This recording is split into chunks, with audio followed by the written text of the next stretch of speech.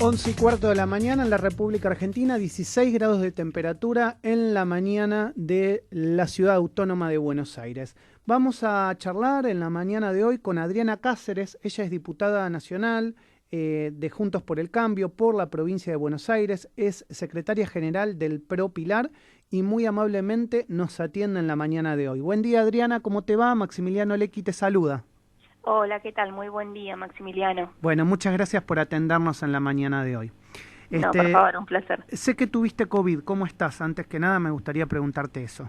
Bueno, muchas gracias por la pregunta. La verdad es que fue un momento difícil, no solamente por haber tenido COVID, sino también porque me agarró justo a ser mamá 15, había tenido a mi chiquito hacía 15 días, mamá primeriza, y la verdad es que estábamos en un proceso de aislamiento, con todos los cuidados, sí, yendo seguido a los hospitales por los controles del chiquito. Mi marido empezó a tener como síntomas de una gripe fuerte, y me dice, me voy a hisopar, pensando que iba a dar negativo, ¿no? Por todos los cuidados que estuvimos teniendo, sobre todo al haber sido papás recientemente.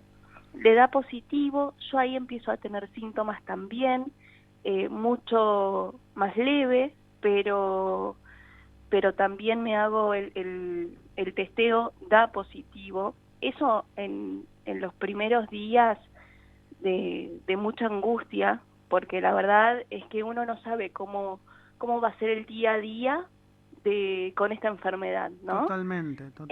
Muy inestable. Un día podés estar bien, al otro día ya perdés el olfato, y sobre todo con una criatura chiquita que por suerte tuvimos el acompañamiento de médicos que nos iban diciendo qué hacer, cómo manejarnos. Y acá aprovecho, Maximiliano, para avisarle y dar mi experiencia a aquellas mamás, papás que tienen hijos chiquitos y bueno, esperemos que no, pero si les llega a tocar una situación como la de tener COVID, las recomendaciones fueron no dejar de darle el pecho, clave la lactancia, sobre todo porque una le pasa a todos los anticuerpos, estar con barbijos dentro de la casa, sumamente importante, tenerlo a UPA lo menos posible, las mamás recogernos el pelo y sobre todo al momento de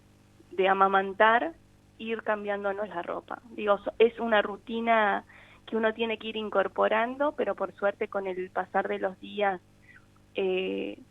fuimos como aprendiendo de esto. A mi esposo le agarró una neumonía leve, donde estuvo internado, con lo cual ahí también el estar solo con mi hijo. ¿Qué quiero decir de esto? Es una situación a quienes nos toca transitar sumamente difícil, que afecta mucho lo emocional, así que por eso, porque la verdad es que los números, los índices de víctimas, que no son solamente números, ¿no? Son personas, son familias que pierden a sus familiares, a sus seres queridos, a sus amigos. Son cantidad de casos como el que te estoy contando, de mucha angustia, con lo cual llamar a concientizar de que realmente estamos atravesando por esta segunda ola y necesitamos de los cuidados de cada uno de nosotros, Comparto. Y en base a eso, a esto que estás contando, que estás describiendo, también hubo un pedido de gran parte de la población de que justamente pudieran llegar a vacunarse o poner como personas de riesgo justamente a las embarazadas, para evitar justamente lo que te pasó a vos también. ¿Qué pensás al respecto? Si hay análisis donde reflejen que no afecta al bebé dentro de la panza, y realmente podemos estar dentro o sea, las embarazadas pueden estar dentro de los grupos de riesgo, sería sumamente importante, ¿no? Porque también he conocido casos donde madres a días de parir también tuvieron COVID. Claro, claro. Y el único seguimiento que tenían era los movimientos del bebé. Claro. Porque no podían ir a hacerse controles ni monitoreos por la situación, tenían que estar aisladas. Sí, sí, entonces, digo... y además también el riesgo, y aquel aquel que puede ir, tenés mucho más riesgo yendo 3 o 4 veces al mes a un control o al sanatorio que aquel que no va. Eso está claro. Exacto. Así que sí, las embarazadas y también quienes tuvieron hace poquito fueron padres, si pueden estar dentro de los grupos de riesgo sería sumamente interesante, ¿no? Para preservar la salud emocional y física.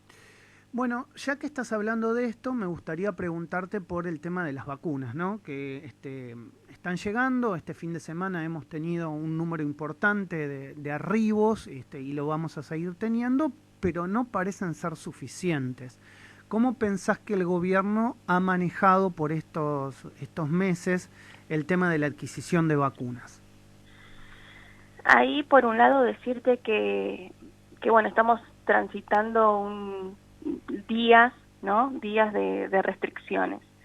Y lamentablemente llegar a esta práctica que sabimos que dio muy malos resultados en el 2020, tiene que ver con la falla del plan de vacunación del gobierno nacional, ¿no? Llegar a esta situación de volver a encerrarnos todos, de cerrar los comercios, de restringir las salidas, tiene que ver precisamente con la muestra del fracaso del plan de vacunación.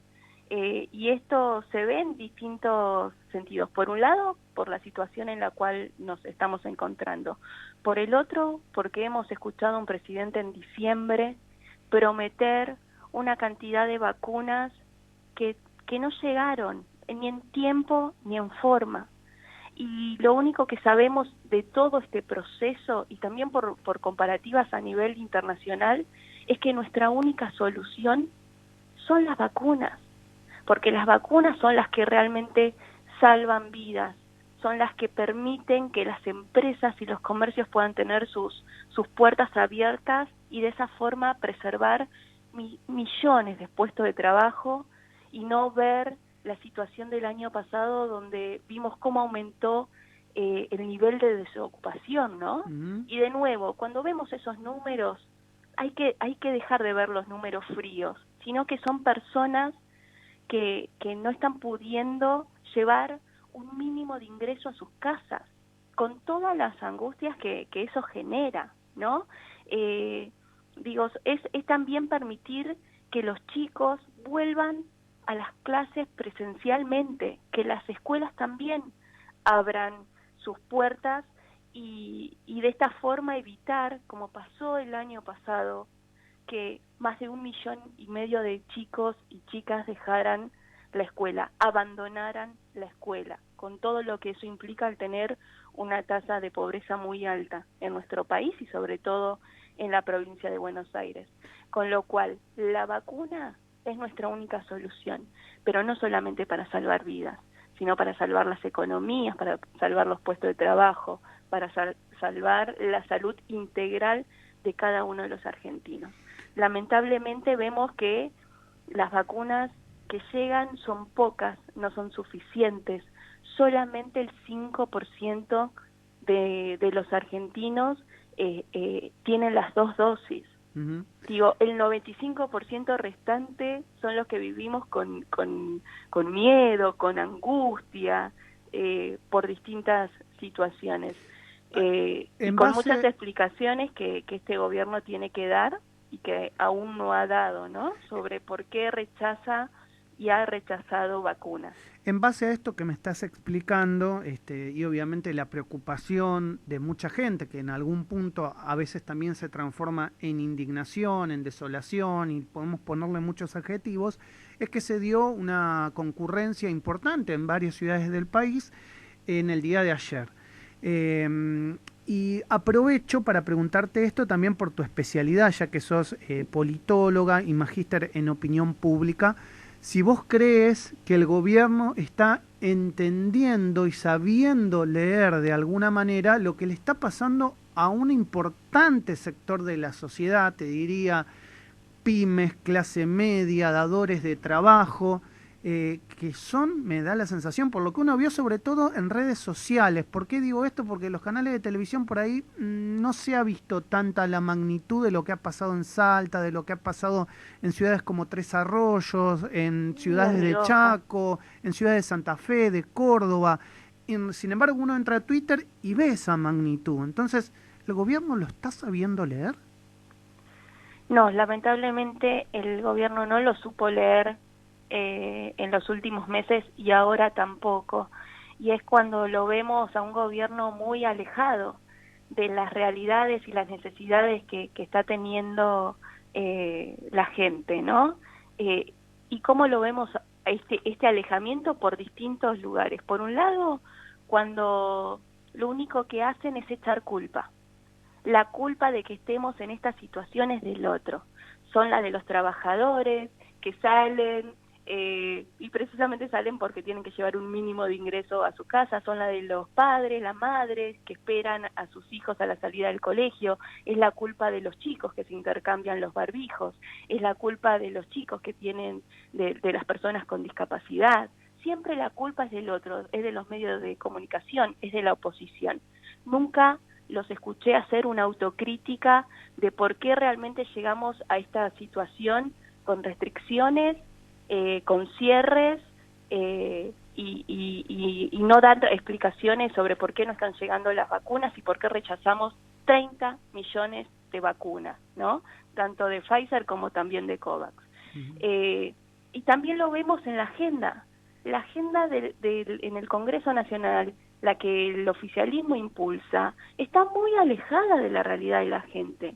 En lugar de trabajar sobre proyectos que busquen alivianar y ayudar al bolsillo de los empresarios, de las pymes, que eso es precisamente para preservar el trabajo, de la gente en general, estamos atrás de una agenda de modificación de cómo elegir al procurador general, una agenda que claramente tiene foco en salvar ciertas causas de corrupción, salvar a exfuncionarios de las causas de corrupción por la cual están atravesando, una agenda de la impunidad que claramente solamente interesa al gobierno nacional, a la vicepresidenta de la nación, pero no a los argentinos, como es el proyecto del Ministerio Público Fiscal. Si uno le pregunta a la gente, a quienes nos están escuchando, ¿qué es el Ministerio Público Fiscal?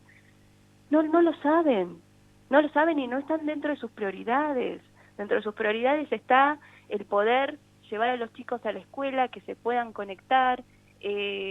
Hablaba con una referenta social que tiene un comedor acá en Manzanares, en Pilar, y me decía, Adriana, no solamente estamos entregando viandas, sino que estamos trabajando fuerte en apoyo escolar, porque se nota que los chicos están desconectados de las aulas, de las clases, ¿no? Pero eso, ¿por qué tiene que ver? Porque nos obligan a ir a una educación virtual y los chicos no tienen el acceso para poder conectarse a esas clases virtuales. Muchas familias no tienen, Maxi, ni siquiera un celular en sus casas. O si lo tienen es para trabajar, no para que los chicos puedan estudiar. Entonces, es muy triste y lamentable la desconexión que tiene este gobierno nacional con las necesidades que tienen miles y millones de argentinos en nuestro país, y ahí nosotros estamos trabajando fuerte para poder traer coherencia, tranquilidad. Uno lo escucha a Horacio Rodríguez Larreta, el jefe de gobierno, en sus conferencias de prensa, como siempre explica, ¿no? Explica cada una de las medidas y las decisiones que toma, y si toma una decisión, cómo va a ser para que los chicos no pierdan estos 3 días de clases, cómo se recuperan. Están analizando en poder adelantar las vacaciones de invierno para cuidar, ¿no? Para cuidar a la gente, y la gente se siente cuidada, se siente escuchada. porque el jefe de gobierno transmite tranquilidad. Todo lo contrario vemos a nivel nacional y en mi caso en la provincia de Buenos Aires. Le doy una pregunta a mi compañero Augusto Ñesgay, que está vía Skype. Te quiere preguntar, Adriana. Sí, ¿Qué claro. tal, Adriana? Buen día, ¿cómo estás? ¿Qué tal? Muy buen día. Te quiero consultar un poquito por el escenario que se viene con el tema elecciones.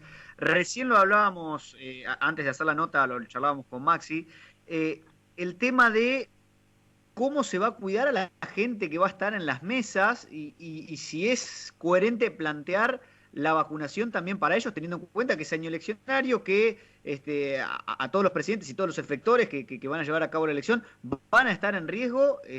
¿Cómo lo ves vos? ¿Cómo lo están trabajando hasta ahora? ¿Qué es lo que se ha planteado? Sí, sobre todo en un distrito tan grande como la provincia de Buenos Aires, ¿no? Que es la que mayor cantidad de electores tiene.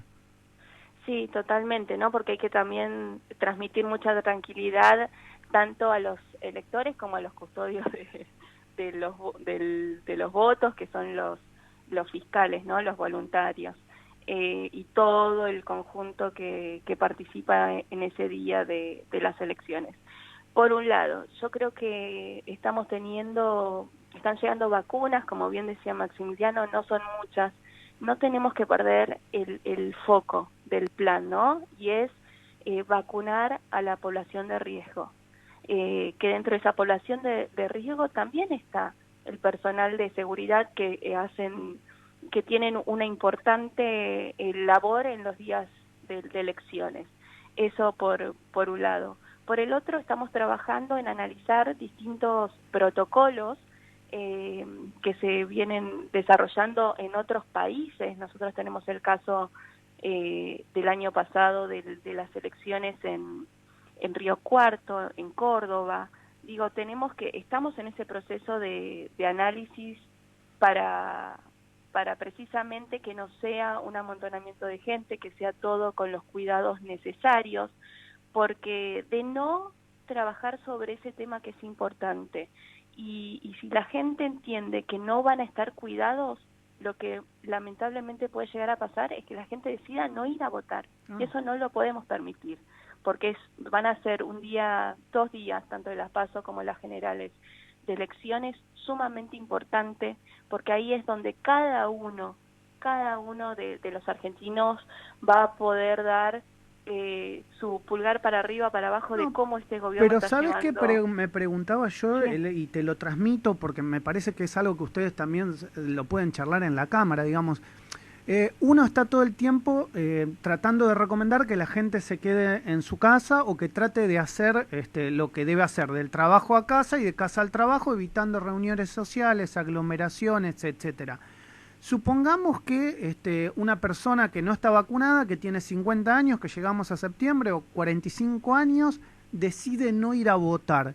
¿No sería porque le tiene miedo al virus y en realidad se cuidó todo el tiempo y no quiere ir a esa aglomeración?